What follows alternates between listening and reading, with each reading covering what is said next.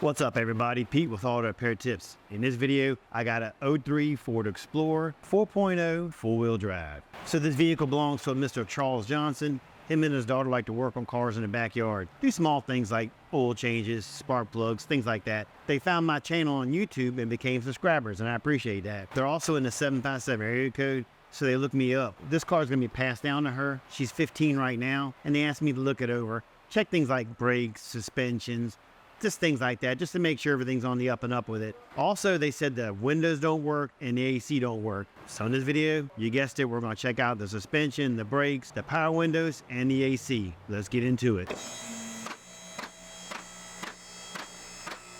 So starting on the passenger side, tie rod end boot looks good. Lower ball joint boot looks good. Upper looks good. There's no tears from the CV. I don't see any leakage from the shocks. Looks good here. Looks good. All right, we're looking at the lower ball joint. The boot is completely gone and ripped out, or dry rotted, should I say. So even though when I checked it, it was tight, we're gonna replace it because it's not gonna be long for the world. And the same thing with the top. That boot's gone also. So we're going to do upper and lower ball joints. Yeah, Looking down the exhaust, everything looks good. Nothing rusted out.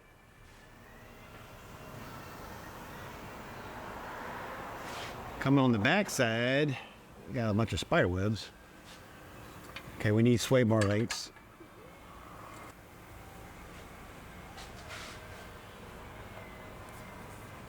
And hold on.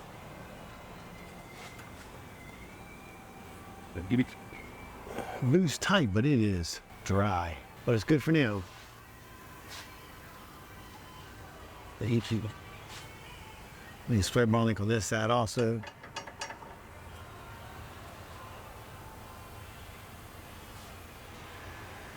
yeah. Stop.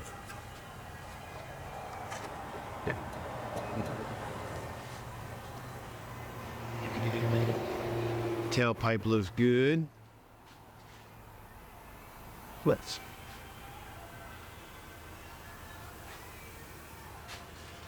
Tires look. Well, the tire, they're dry rotted on the inside, so definitely the left rear tire. But when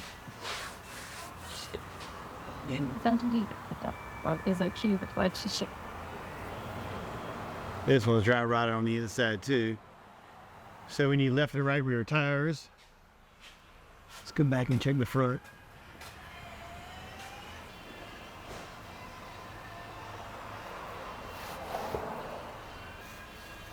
This one don't look so bad so far. No, 8 up right inside here. See it starting to come apart. All right, so we're gonna recommend 4 tires also.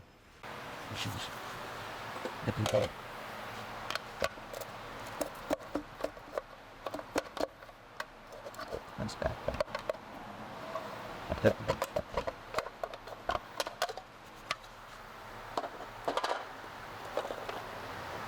What they did this too. All right, well, spinning the tire like this, you can hear a noise. I'm not sure if it's just rust on the rotor from sitting or a wheel bearing.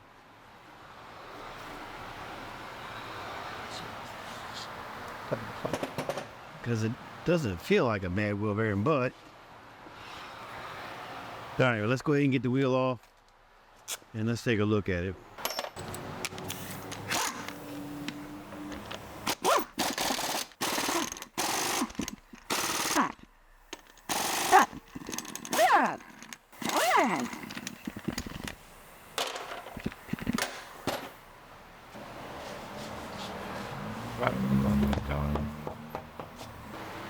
So looking at the rotors, there's no ridges in it, there's no grooves. It's not out around. You can see it. If it was out around, you'd see hot spots in it in different places. I'll take it on a test drive, get up to about 55 miles an hour, and I'll hit the brakes just to make sure the wheel doesn't shake. But my guess is not going to shake at all. I think just driving this, they'll quieten up by themselves. The brakes are nice and fat. So the biggest concern I see so far is just the ball joints on the left side here and the rear sway bar links. Other than that, everything's looking pretty good. Nice solid car.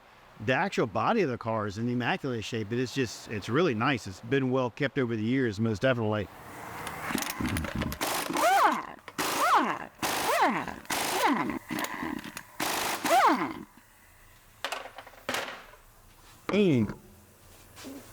Oh, All right, checking out the rear brakes. They're done. Need rear brakes. You're right at 230 seconds. Rotors are all rusted up, so we'll recommend rear brakes and rotors. The emergency brakes, they last normally a really long time. I think this only had like either 104 or 140,000 miles, I can't remember. But when I pull the rotors off, we'll be able to see the emergency brakes at that time. That's that sway bar link I was showing you from the bottom side. Upper control arm look good. CV axles look good. All right, let me get the tire back on, get it down on the ground. Let's pop that hood and let's check under the hood. Hood shocks are bad, but I don't think that's a big necessity at this particular time. There we go. Start by looking at the breather, making sure the filter looks good.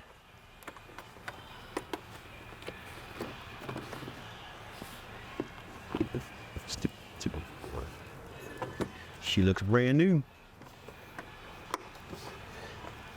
Looking at the injectors, they look like somebody's put them in there. They look fairly new. They don't look, I don't believe Ford to be red, but I could be wrong. I just don't remember seeing red fuel injectors on a Ford Explorer before. So looking at the serpentine belt, she looks good. Let's check the brake fluid. Looks good, tastes fine. It's got that brake fluid taste. So somebody's been playing right here. They put a new valve on the brake booster and they didn't put the clip back on, so we'll make sure we get that back on for them. It looks pretty clean. New battery. All right, let's start it up and let's check the AC now. Let's see what's going on with that. Under the hood looks pretty daggone good. Somebody's kept it. It's definitely been kept up. All right, let's start her up and let's see if the AC compressor kicks on. The fan on high, AC on max. So it's definitely not kicking on. Let's touch it and see if it takes off. nope. A little chirping in the belt is probably a bad idler. I don't see any leaking and cooling under the intake. That looks pretty good. A lot of times these things are famous for leaking down inside there. Especially, like I said, it's been sitting, so things are going to dry rot. All right, let's get the AC machine on here and let's see what's going on with the AC. So just remember, when you're hooking your machine up, you got a high and low side. High side's always fatter than the low side. You can't mix them up. You can't put the low side on the high side. I mean, I guess you could if you forced it on and broke it, but then that'd be on you. I don't think we got any Freon in this sucker. So what I'm probably going to do, because it don't look like it has much Freon at all in it, let's lower you down so you can see. Let's fix it. We'll darken it some. There we go. All right.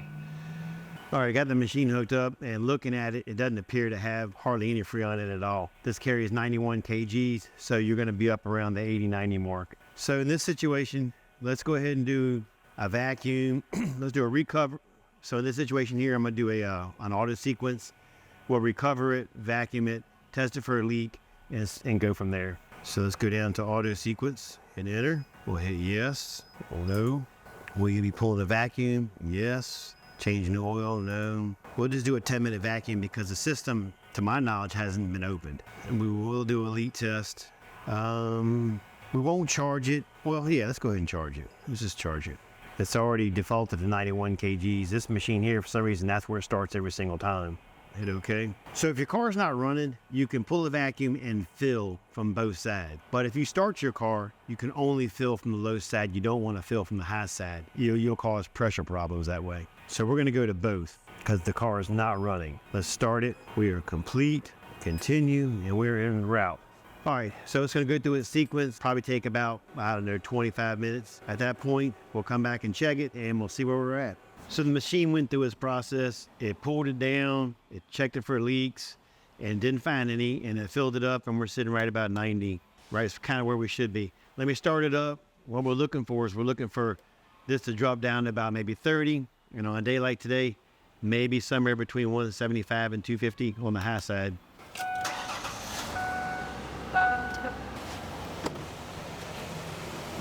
There. You can tell when the compressor kicks on because it starts to come down and that's starting to rise up. And this is just the summer right now. It's about 175. We're okay there. And we're sitting right at 30. That's good readings right there.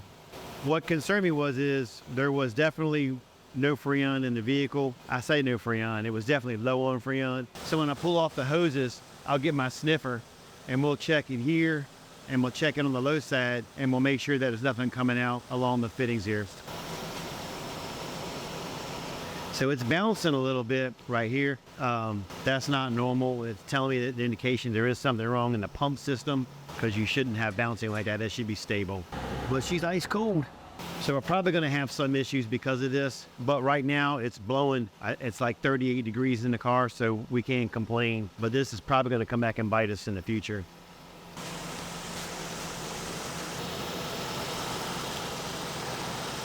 We'll go ahead and turn the sniffer on.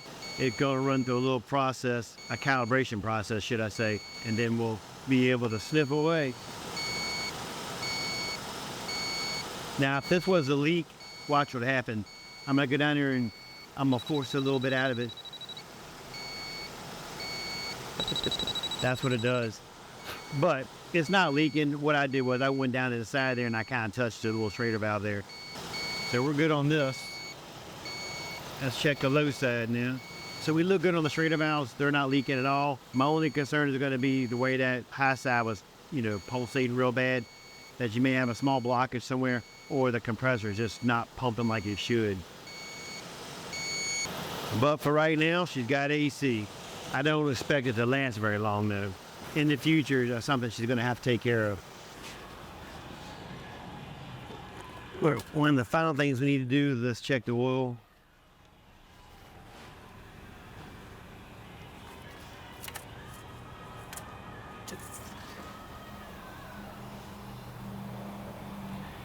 It's dirty, so we're definitely going to recommend an oil change. And now, I just looked, by the way, this thing does got 104,000 miles. It's a little low on power steering fluid.